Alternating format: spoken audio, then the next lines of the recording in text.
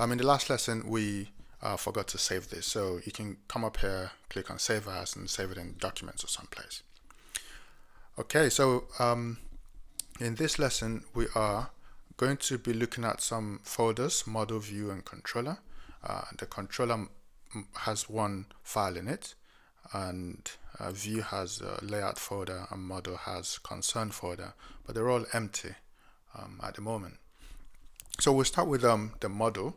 So the model basically connects our code to the database.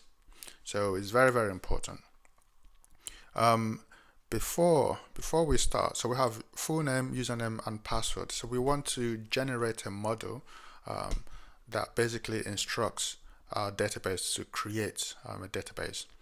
So we have in our gem file, we have gems. So these are third-party codes that we can use. We want to activate bcrypt. So this allows us to encrypt passwords before saving them in the database. Alright, so we say bundle install, and this will go into our gem file and installs all the dependencies that we need. So I'm already using bcrypt.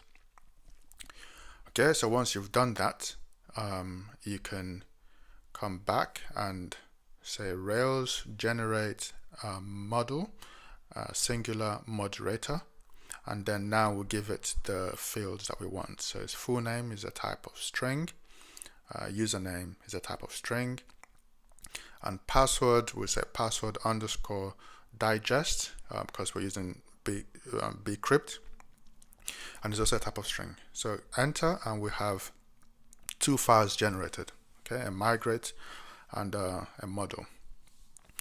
Okay, so let's have a look at the migration.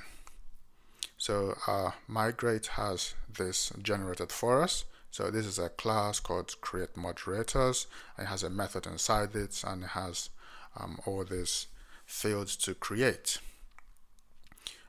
If we have a look at the model that was created for us, it's just an empty model at the moment. It hasn't got any information in there. Alright, so bcrypt has a method, has secure password, which we have to copy and paste here. Okay, so this basically says when you try to save a moderator, check if it has a secure password, password digest field, and hash that password. We'll have a look and see now. So say rake db migrate. So that's how we run our migration files. So that's done. So it's taken that code and it's created a table for us.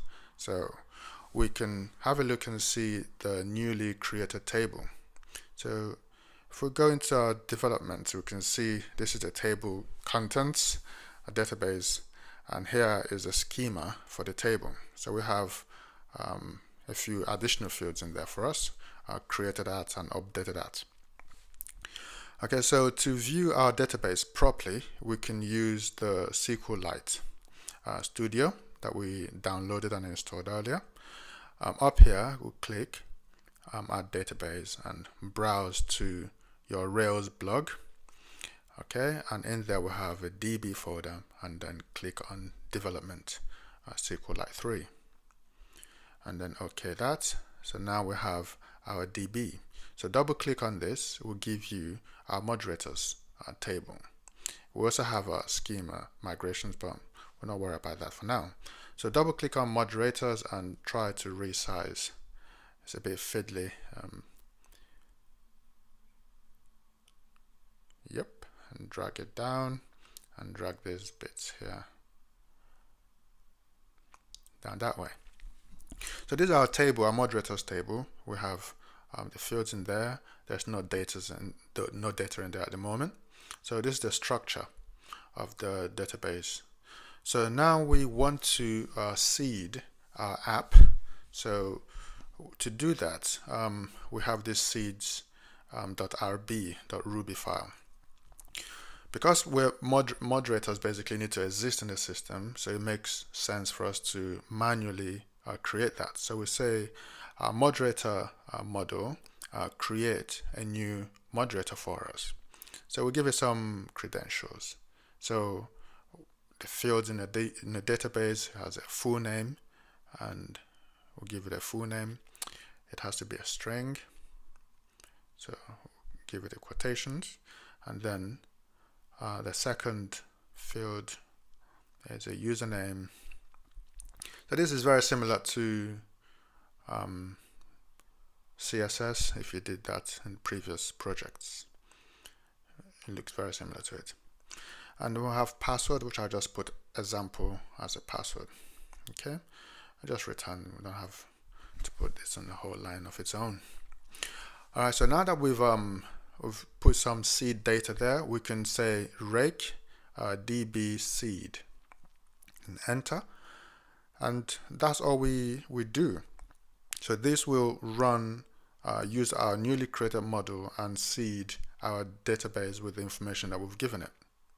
So now when we go into data and refresh, we can see our DB has some data in there. And you can see password is actually hashed. The password is example, but it's hashed, so it's a lot more secure. So this is looking good. And if we just come back here, we can say Rails console, C for console. So this is another way to view the information. So I say moderator model dot all and enter. So this gives us all the records that we have in the database. And to exit from this, just type exit and enter. So here again we can see the password digest is hashed for us. Okay, so we've seen how we've used hash secure password to hash passwords. We've had a look at gems, and we used the bcrypt gem. There's a few other gems that we can use. Rails is actually a gem on its own, and we have a few more models to create. So we have quite a few of them, and I will go into detail about classes and methods and make sure that you understand everything. So I'll see you in the next lesson.